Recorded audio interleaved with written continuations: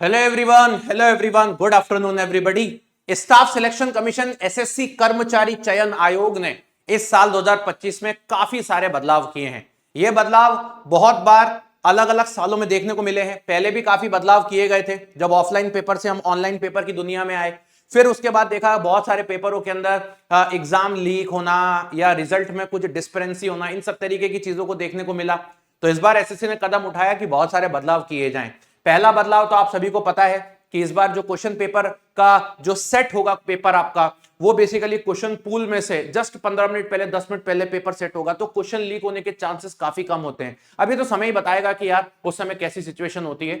दूसरा point SSC ने ये किया कि आपकी जो यूआई होता है, यूजर इंटरफेस होता है, उसको थोड़ा सा चेंज किया, उसमें थोड़ा सा बदलाव किया। अब आपकी स्क्रीन थोड़ी सी अलग तरीके की देखने को मिलेगी। और एक तीसरा बदलाव भी यहां पर कर दिया गया है, और ये तीसरा बदलाव है एग्जाम इंस्ट्रक्शंस को लेकर के। तो चलिए जरा देखते हैं कि क्या क्या इन्होंने बताया। तो रिसेंटली ये डॉक्यूमेंट वेबसाइट पर अपलोड किया गया है, और ये इंपॉर्टेंट नोटिस है।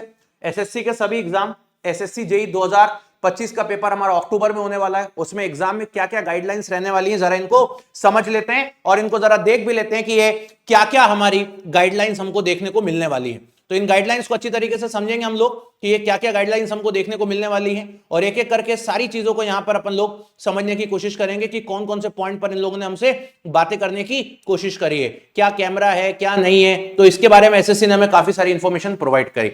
चलिए तो जरा सबसे पहले देखते हैं कौन सी इंफॉर्मेशन हमारे लिए इंपॉर्टेंट है। सबसे पहले तो ये बोला गया है कि भाई एडमिट कार्ड लेकर के आना। तो ये तो पहले भी होता था, अभी भी है, तो एडमिट कार्ड लेकर के जाना ही है। दूसरा, इन सभी डॉक्यूमेंट में से कोई एक डॉक्यूमेंट जो है वो लेके जाना ही है। ये वैलिड फोटो आईडी प्रूफ है, चाहे वो पासपोर्ट हो, आधार कार्ड हो, ई आधार भी चलेगा, कोई दिक्कत नहीं है। ड्राइविंग लाइसेंस हो, या आप कोई नौकरी करते हैं तो आपका सर्विस आईडी कार्ड हो, या कोई यूनिवर्सिटी कॉलेज का कार्ड भी चल जाएगा, वोटर आईडी कार्ड भी चल जाएगा, पैन कार्ड भी चलेगा, एक्स सर्विसमैन का डिस्चार्ज बुक चलेगा, या कोई भी फोटो आइडेंटिटी प्रूफ जो सेंट्रल गवर्नमेंट और स्टेट गवर्नमेंट ने आपको प्रोवाइड किया है। तो एक फोटो आईडी प्रूफ आपको लेके जाना है। इसके बाद सबसे इंपॉर्टेंट बात इन्होंने ये लिखी है कि अगर आपकी फोटो आइडेंटिटी प्रूफ जो है वो आपकी, मतलब जैसे मान लीजिए आप ड्राइविंग लाइसेंस लेके जा रहे हो, तो ड्राइविंग लाइसेंस पर आपकी जो डेट ऑफ बर्थ लिखी है ये वही डेट होनी चाहिए जो आपकी एडमिट कार्ड पे भी लिखी है। अगर इस डेट में थोड़ा सा भी मिसमैच है तो फिर आप एक साथ में 10th क्लास की मार्कशीट को लेके जाएं, और वो आपकी प्रूफ की तरह वहां पर काम करेगी। बिना ऐसा करने पर यहां पे बोला जाता है कि आपको एग्जाम हॉल में नहीं बैठने दिया जाएगा। मतलब ये नहीं चाहते कि कोई एफिडेविट जैसी कोई चीज को यहां पे अलाउ किया जाए। यहां पे इनका सीधा सा काम है, अगर आपके एडमिट कार्ड पे डेट ऑफ बर्थ और आपकी फोटो आईडी पे डेट ऑफ बर्थ मिसमैच है तो कृपया करके 10th क्लास की मार्कशीट लेके जाएं। तो आप अपना फोटो आईडी कार्ड को वही लेके जाएं जिस पर आपकी वही डेट मेंशन्ड हो, आपकी जन्म तिथि वही हो जो आपने फॉर्म में भरी हुई है। ठीक है, चलिए इसके बाद आपसे बोला जाता है यहां पे कि एक लाइव फोटोग्राफ कैंडिडेट का लिया जाएगा at the time of entry in the examination hall. मतलब जैसे अभी आपने फॉर्म भरते समय एक लाइव फोटोग्राफ लिया है, वैसे ही लाइव फोटोग्राफ आपका वहां पे भी एक बार लिया जाएगा, राइट। और इस बार ये बोलना चाह रहे हैं कि मल्टीपल इंटरमिटेंट में लाइव फोटोग्राफ्स लिए जाएंगे कैमरे से जो अटैच्ड होंगे सिस्टम के दौरान। तो आपका इस बार जो सिस्टम है वहां पे खुद एक कैमरा होगा, वो मल्टीपल टाइम्स आपके फोटोज लेता रहेगा, आपके मूवमेंट्स को कैप्चर करता रहेगा। तो ये इस बार इन्होंने एक थोड़ी सी नई आइडेंटिटी लेके आए हैं ये लोग। इसके बाद आपका फुल फेस ओपन होना चाहिए, कोई मास्क वगैरह आप लगा के ना आए पेपर के अंदर।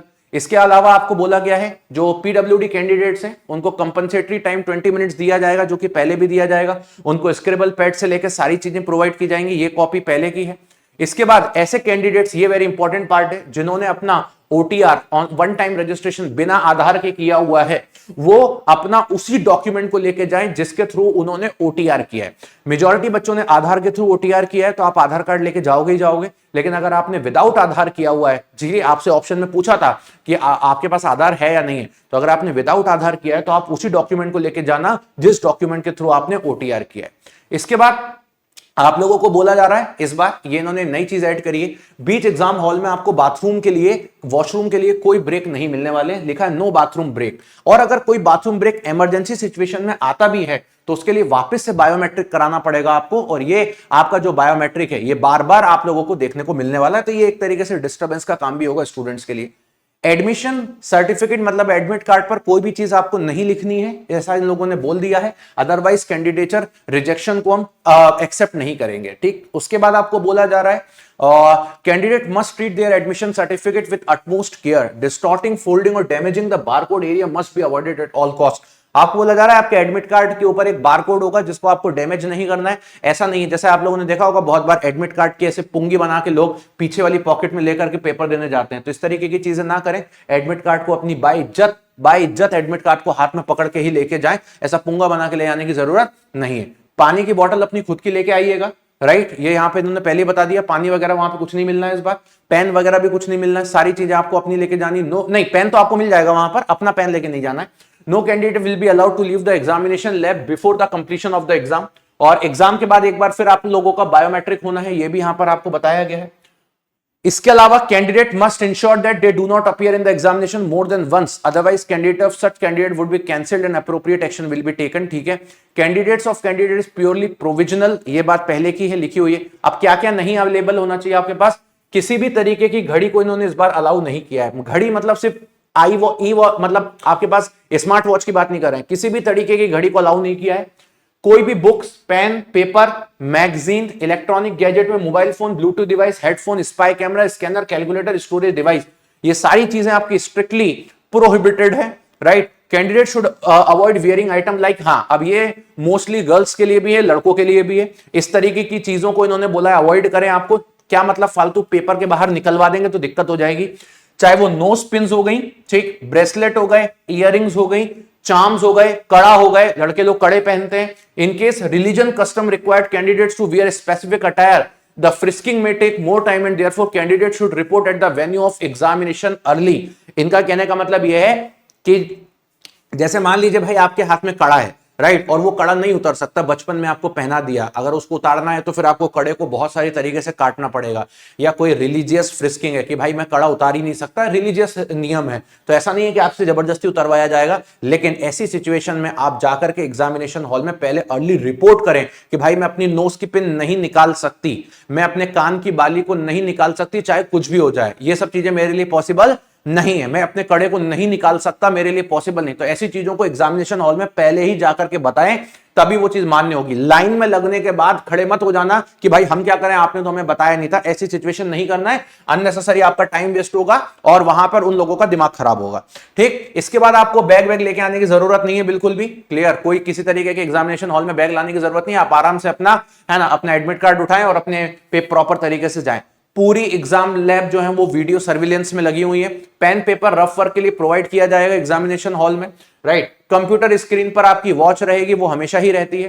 Candidate should ensure that they do not indulge in any kind of unfair means, मतलब ये तो हमें करना भी नहीं है कि यार हम किसी तरीके से चीटिंग वगैरह कर रहे हैं।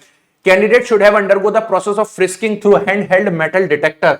अब जैसे मान लीजिए बहुत बार क्या करते हैं लोग, कड़ा जो होता है उसको पॉकेट में रख लेते हैं, हाथ में से निकाल देते हैं, पॉकेट में रख लेते हैं, तो जब आप मेटल डिटेक्टर के थ्रू जाएंगे तो वो ऑटोमेटिकली विजिबल हो जाएगा। इसलिए मैं बोलता हूं कि ये सब चीजें निकाल के जाएं जितना निकाल सकते हो।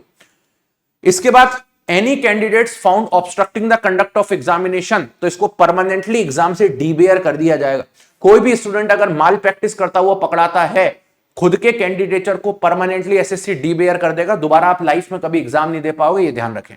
If the examination does not commence at the scheduled time or is interrupted midway due to any technical snag or any other reason, ये very important है, should follow the instruction of the exam. They may have to wait patiently till the issue is suitably addressed. The commission would take an appropriate action and decision in matter which would be final and would with binding on candidate in case of exam could not be completed. ये line very important लिखी है। Exam देते समय मान लीजिए कभी कोई technical issue आ गया जिससे कि जितने भी बच्चे लैब में बैठे हैं उन सभी का एग्जाम अगर रुक गया, तो ऐसी सिचुएशन में इनका कहना यह है कि आप पेशेंटली वेट करिएगा, वहां जो इन्विजिलेटर हैं उनकी बात को सुनिएगा, हंगामा नहीं करना है। बहुत बार बच्चे हंगामा करने लगते हैं, पेपर कैंसिल करो, पेपर कैंसिल करो, पेपर कैंसिल करो, क्योंकि बच्चों का भी माइंडसेट खराब हो जाता है। मैं इस बात को बिल्कुल समझता हूं, लेकिन इनका ये कहना है कि आप इस तरीके की एक्टिविटी मत करिएगा। जितना जल्दी से जल्दी होगा हम खुद बताएंगे, मतलब कमीशन खुद बताएगा कि उसका क्या करना है। क्या पेपर को रीशेड्यूल करना है, क्या पेपर को पोस्टपोन करना है, क्या पेपर को कैंसिल करना है, या पेपर 10 मिनट 15 मिनट या आधे घंटे बाद स्टार्ट होगा, जो भी होगा वो हम खुद बताएंगे। तो आप इस तरीके के हंगामे ना करना, ऐसा इनका ये कहना है। डर गया भाई एसएससी। चलिए, candidate are assured that in case of disruption of examination of any reason such as major minor technical sledge or server issue, they will not under any circumstances lose the examination time to which they are entitled. अगर कभी कोई server issue आता है या किसी technical glitch की वजह से 2, 4, 5 मिनट एग्जामिनेशन डिले हो जाता है, तो इसका मतलब ये नहीं है कि आप एग्जामिनेशन छोड़ के भाग जाओ। ठीक है, एसएससी ने साफ क्लियर कर दिया। ऐसा मत मानना कि अब एग्जाम आपका कैंसिल हो जाएगा, 2-4-5 मिनट के ग्लिच चलते हैं, ऐसा इनका ये मानना है। Candidate are advised to report the concerned regional office in case they notice any irregularity during conduct of examination. The identity of such candidate will be kept confidential. इसके बाद इनका ये कहना है कि अगर आपको लगता है कि किसी भी सेंटर पर कोई इरेगुलरिटी हो रही है, आपको लगता है कुछ भी आपको लगता है, तो तुरंत उस चीज को जाके एसएससी के रीजनल हेडक्वार्टर में जाके एक्सप्लेन करें। यूट्यूब पर वीडियो से कुछ नहीं होगा, क्लियर, ऐसा इनका ये कहना है। दूसरी बात ये कह रहे हैं कि इधर उधर कंप्लेंट करने से कुछ नहीं होगा, आप सीधे सीधे जाइए और एसएससी के रीजनल हेडक्वार्टर पे जाइए, वहां पे आपकी इस पूरी समाधान का होगा और आपकी जो जानकारी उसको गुप्त और गोपनीय रखी जाएगी, मतलब आपका नाम बाहर नहीं आएगा, ऐसा इनका ये कहना है। ठीक है भाई। इसके बाद in case of any doubt or clarification candidate advise to contact the concern regional office or through the helpline number as indicated in the. अब इसके अलावा आपको कुछ लगता है कि कोई परेशानी आपको है जो हमने यहाँ पे पॉइंट में नहीं दिए, तो आप हमारे हेल्पलाइन नंबर पे कॉल करके हमसे जानकारी ले सकते हो। तो ये सारे नियम है। अब जब कोई चीज में बदलाव आता है तो नियम के अंदर भी काफी सारे चेंज आते हैं। इसके अलावा मैं एक ही चीज बोलूंगा, अगर आप एसएससी जेई एग्जाम के लिए दिल से तैयारी करना चाहते हो, चाहे सिविल इंजीनियरिंग हो या मैकेनिकल इलेक्ट्रिकल, इंडिया का एकमात्र ऐसा प्लेटफॉर्म टेक्स्ट बुक, जहां पर टेक्स्ट बुक सुपर कोचिंग एई जेई, जहां पर इस बार आप लोगों के लिए प्राइस को इतना कम कर दिया है जिसके बारे में आप सोच भी नहीं सकते थे। पहले एक बच्चा कोर्स परचेस करता था सारे ही एग्जाम का, जैसे टेक्स्ट बुक सुपर कोचिंग का आप लोग एई जेई का कोर्स लेते थे सभी एग्जाम के लिए, उसकी प्राइस जो होती थी वो करीब करीब जाती थी आपकी 3000 4000, या इंडिया में कहीं पे भी आप देखते थे 3000 4000 या 2000, इस तरीके से प्राइसेस रहा करती थी। इवन 7 जुलाई के पहले टेक्स्ट बुक के भी सुपर कोचिंग की प्राइस इतनी ही रहा करती थी। इसके पहले जितने भी बैचेस आए हुए हैं सबकी प्राइस इतनी होती थी, लेकिन अब आपको सारे एई जेई के कंप्लीट बैचेस, चाहे एसएससी आरआरबी, इन सबकी प्राइस 3 महीने के लिए मात्र 300 रुपए कर दी गई है। और उसमें आपका टेक्स्ट बुक पास प्रो को इंक्लूड भी कर दिया गया है, मतलब उसमें हमने ऑलरेडी ऐड भी कर दिया है। इसके लिए आपको करना कुछ नहीं है, सिंपल सा आप YouTube पर आइए, इसी वीडियो के नीचे लिंक में चले जाना एक बार, और जैसे आप इस वीडियो के नीचे लिंक में जाएंगे तो आप लोगों को मिल जाएगा। चलिए मैं आप लोगों को दिखा भी देता हूं, वेरी इंपॉर्टेंट बात है ये, ध्यान रखिएगा। और देश के सभी बच्चों के पास आज की डेट में ये अवेलेबल होना ही चाहिए। हजारों बच्चों ने ऑलरेडी पिछले 7 जुलाई के बाद से इसको अपडेट किया है, और इसका नाम है सुपर पास लाइव। सुपर पास लाइव क्या है? एक ऐसा पर्टिकुलर सब्सक्रिप्शन है जहां पर इंडिया के सभी एग्जाम के एई जेई के बैचेस, एसएससी के बैचेस, क्लियर, बैंकिंग के बैचेस, हमारे सारे लाइव रिकॉर्डेड बैचेस अब आपको यही मिलने वाले हैं। 300 से भी ज्यादा बैचेस। जब इस लिंक पर आप क्लिक करोगे तो आपको पता चलेगा, यहां पे लिंक में डिस्क्रिप्शन में लिखा एई जेई कोर्सेज, और लिंक पे क्लिक करोगे और आप जो टेक्स्ट बुक पास प्रो खरीदते थे ना, वो भी इसी में इंक्लूड कर दिया है। और इसकी प्राइस हमने 3 महीने के लिए सिर्फ 329 करी। अब जैसे मान लीजिए एसएससी का एग्जाम है, एसएससी का एग्जाम है अक्टूबर में, सिलेबस खत्म हो जाएगा सितंबर में, तो अभी आपके पास क्या चल रहा है? जुलाई। तो जो आप 3 महीने के लिए इसको लेंगे तो 329 का ये है, और ये प्राइस भी आपकी कम हो जाएगी। कितनी? ये प्राइस भी आपकी कम होकर के मात्र 299 रुपीज हो जाएगी। और जब ये प्राइस आपकी सिर्फ 299 रुपीज हो जाएगी, और उसके लिए आप टेक्स्ट बुक का यूनिवर्सल कूपन कोड लगा देना मोहित के। लेकिन अगर आपको लगता है कि आप एसएससी जेई, सीबीटी 1, सीबीटी 2 और आरआरबी जेई जैसे आने वाले सभी एग्जाम के लिए तैयारी करना चाहते हैं, तो वो चीज 3 महीने में तो नहीं होगी, क्योंकि आरआरबी जेई का एग्जाम आगे भी आएगा। तो आप मैं सजेस्ट करूंगा आप पूरे 1 ईयर के लिए लेके चलें इसको, 1 ईयर के लिए सिर्फ 999 का मिलेगा। इसके बाद आपको लाइफ में कोई बैचेस, कोई टेस्ट सीरीज, कोई text book pass pro max ये सब लेने की जरूरत नहीं है। सब कुछ इसी में इंक्लूडेड है। आपके लाइव बैचेस भी इसी में इंक्लूडेड है, रिकॉर्डेड बैचेस भी, टेक्निकल, नॉन टेक्निकल, आने वाले कोई एग्जाम, जैसे मान लीजिए मैंने ये वाला लिया तो मुझे आरआरबी जेई से लेकर के सब कुछ इसी में मिलना है।